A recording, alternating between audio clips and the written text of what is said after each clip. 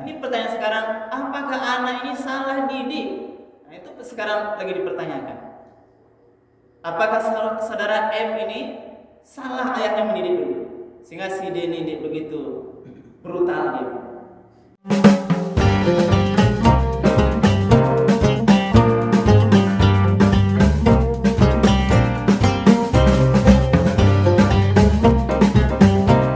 Assalamualaikum warahmatullahi wabarakatuh. Alhamdulillahirabbil alamin alladzi ahyana ba'dama amatana wa ilaihin nusyur. Asyhadu an la ilaha illallah wahdahu la syarika lah wa asyhadu anna Muhammadan abduhu wa rasuluh sallallahu alaihi wasallam la nabiyya ba'dah. Faqala Allah ta'ala fil Qur'anil Karim, A'udzu billahi minasy syaithanir rajim. Bismillahirrahmanirrahim. Wa idz qala Luqmanu libnihi wa huwa ya'iduhu ya bunayya la tusyrik billah inna syirka la dzulmun 'adzim. Shadaqallahul 'adzim. Bapak dan ibu-ibu hadirin kaum muslimin sidang jemaah salat fardu subuh yang dimuliakan oleh Allah. Marilah kembali kita menyampaikan kalimat puji dan syukur. Alhamdulillahirabbil alamin. Segala puji bagi Allah Tuhan semesta alam, karena pada subuh yang penuh berkah ini kita masih diberikan nikmat kesehatan, diberikan nikmat kesempatan, kemudian juga diberikan nikmat kemudahan-kemudahan, sehingga kita masih bisa melanjutkan ibadah salat fardu subuh kita secara berjamaah di masjid yang sama-sama kita cintai ini. Salawat dan salam kita doakan semoga disampaikan kepada Nabi kita Nabi Muhammad sallallahu alaihi wasallam. Allahumma shalli ala sayyidina Muhammad wa ala ali sayyidina Muhammad. Rasulullah telah membawa umat manusia ini dari zaman jahiliyah kepada zaman yang mengenal Islam dengan meninggalkan dua pedoman hidup atau sebagai pusaka warisan bagi Nabi kita. Kalau kita berpegang teguh kepada yang dua itu, insya Allah kita akan selamat dalam menjalani kehidupan dunia yang sementara ini, juga nanti selamat dalam menghadapi kehidupan yang kekal abadi di akhirat kelak. Apa itu? Itulah Al-Quran dan Sunnahnya. Karena itu ibu dan bapak, mari selalu kita menjadikan Al-Quran dan Sunnah Rasulullah itu betul-betul sebagai pegangan hidup kita dalam menjalankan aktivitas kita sehari-hari.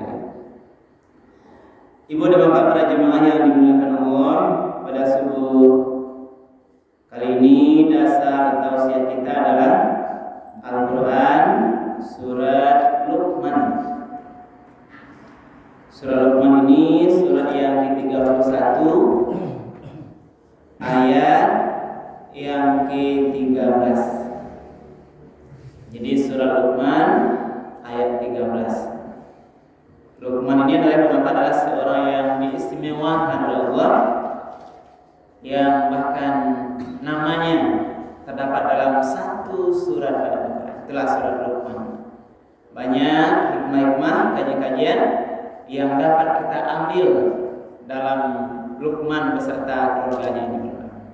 Maka pada kesempatan kali ini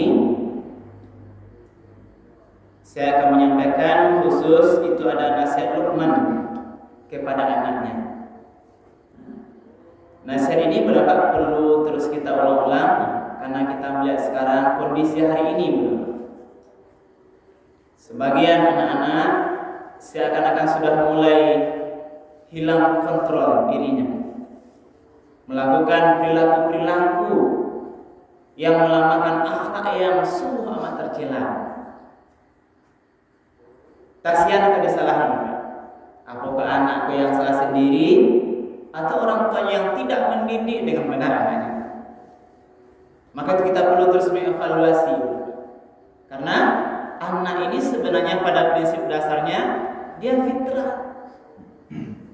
Nabi kan menyampaikan kullu mauludin yuladu ala fitrah. Semua anak ini lahir fitrah nih. Fitrah ini suci, punya potensi baik. Itu sama semua anak. Maka fa'abawahu, maka ketika dia lahir, ayah ibunya lah nanti akan membawanya. Apakah dia yuhawidanihi, dia nanti beragama Yahudi, yunasirani, dia beragama Nasrani, atau yang lain, au yumajisani, atau dia beragama Majusi. Ayah ibunya nanti akan membawanya karena fitrah dasarnya dia fitrah saja.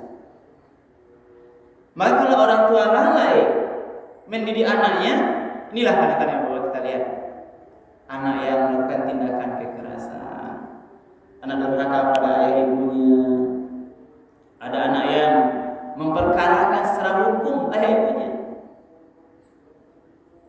dituntut ayah ibunya karena mungkin lalainya memberikan nafkah, lalai mungkin membagi, dianggap zalim pembagian rezeki, harta dan sebagainya.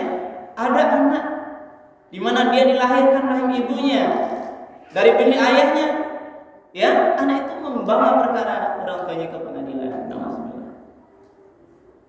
Sekarang berapa kita dihebohkan dengan sebuah kasus seorang anak yang benar kasusnya yang sangat viral sekarang. Oknum pegawai tertentu, anaknya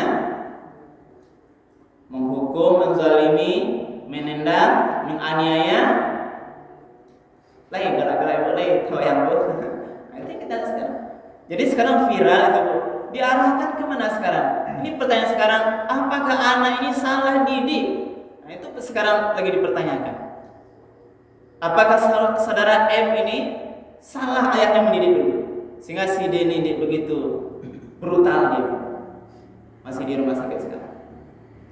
Karena itulah kajian-kajian bagaimana pendidikan anak ini perlu ulang-ulang.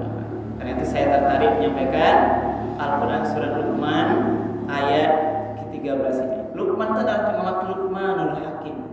Kita bisa ambil pelajaran di sana.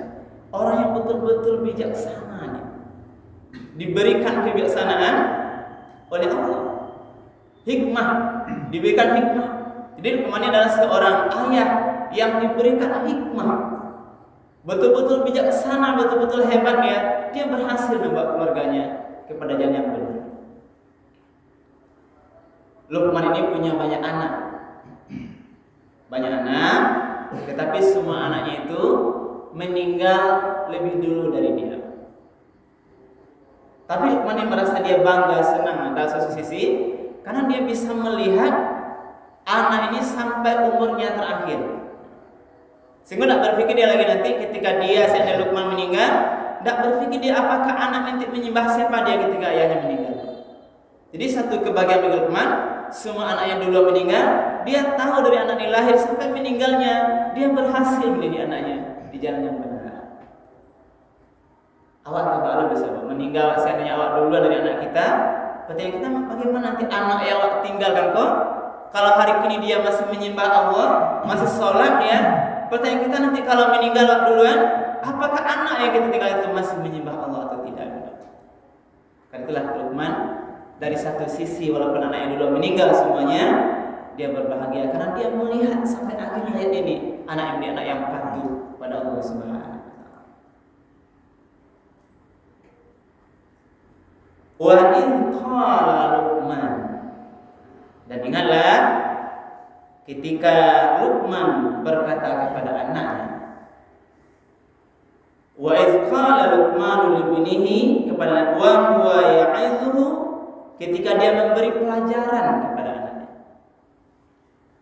Ingatlah ketika Luqman yang diberikan hikmahnya, dia memberi pelajaran kepada anak. Banyak cara memberi pelajaran. Ini satu contoh yang perlu kita tiru. sebelum kita lanjut kenapa Luqman ini dalam sisi lain pernah ditanya, dia menjawab, kenapa engkau diberi hikmah? Baru engkau dapat hikmah. Ternyata ada setidaknya 4 sebab kenapa Luqman Al-Hakim ini betul-betul dia diberi hikmah oleh Allah Subhanahu wa taala. Apa sebabnya? Ini ada 4 sebab. Yang pertama, apa kata Luqman? Ini merupakan qadar Allah. Jadi hikmah itu pada awak apa?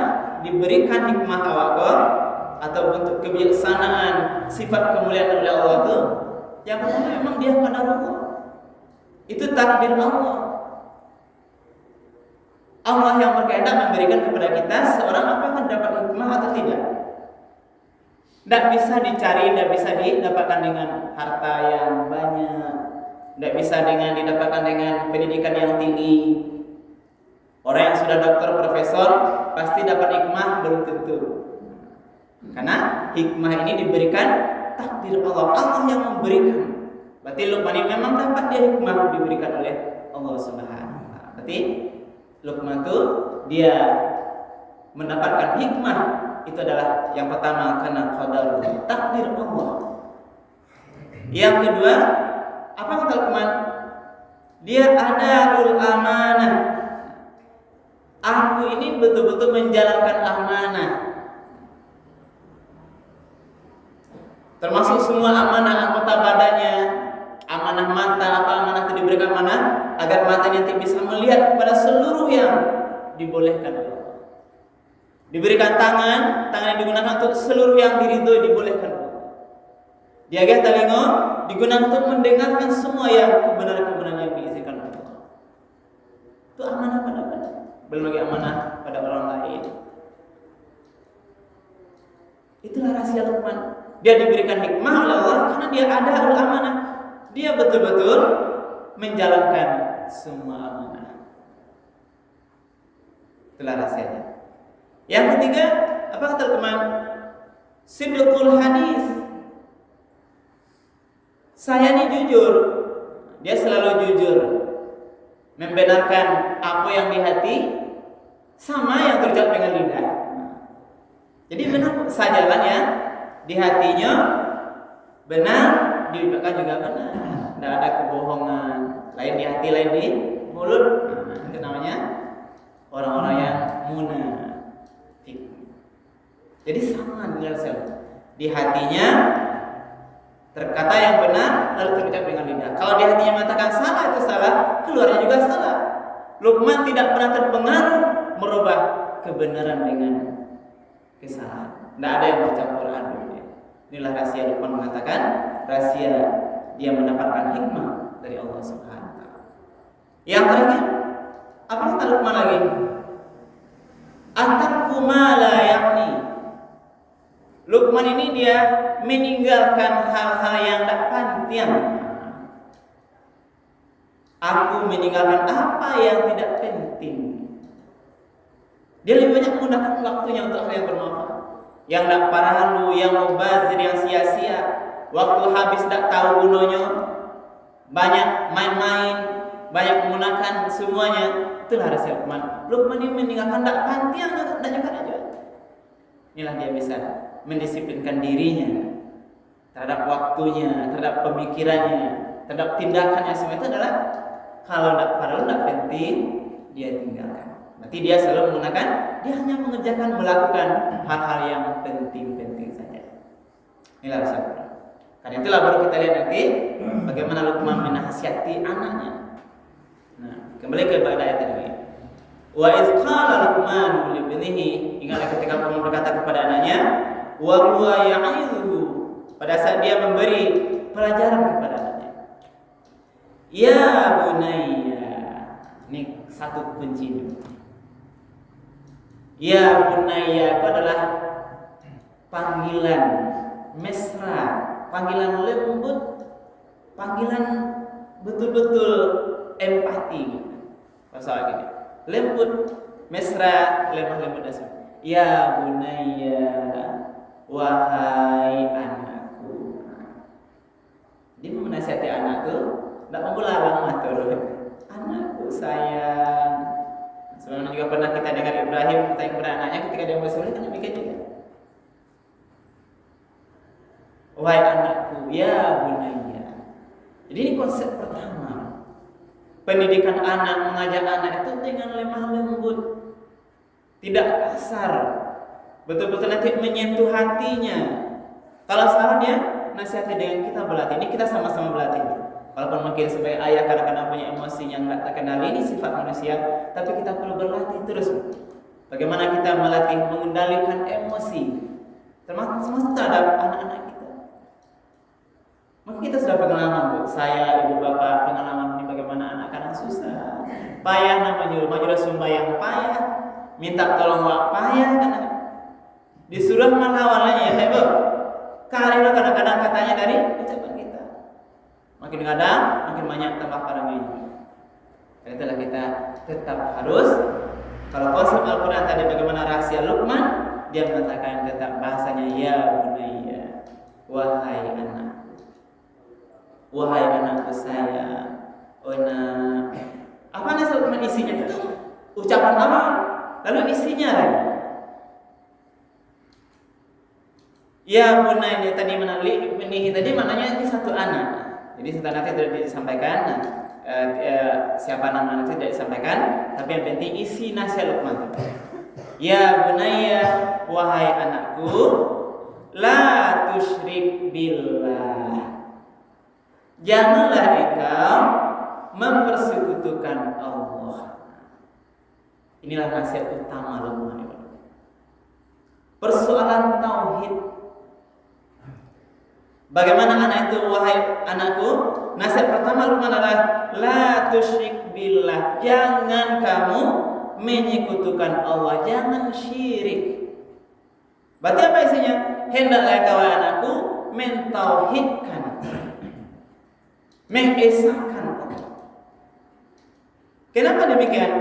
Karena inna syirka, sesungguhnya mempersekutukan Allah itu la zulmun azim, kezaliman.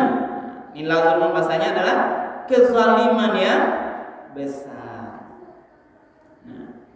Jadi mempersekutukan Allah, menyandingkan, menduakan Allah dengan yang lain, itu sebuah kezaliman yang besar. Jadi Luqman yang menyampaikan kepada Bapak, dikatakan la zulmun itu adalah zalim. Dalam makna katanya adalah menempatkan sesuatu tidak pada tempatnya. Berarti tauhid dalam makna menempatkan Allah itu sebagai Tuhan. Berarti kalau ada orang tidak menempatkan Allah sebagai Tuhan, berarti dia tidak menempatkan Tuhan itu pada tempatnya.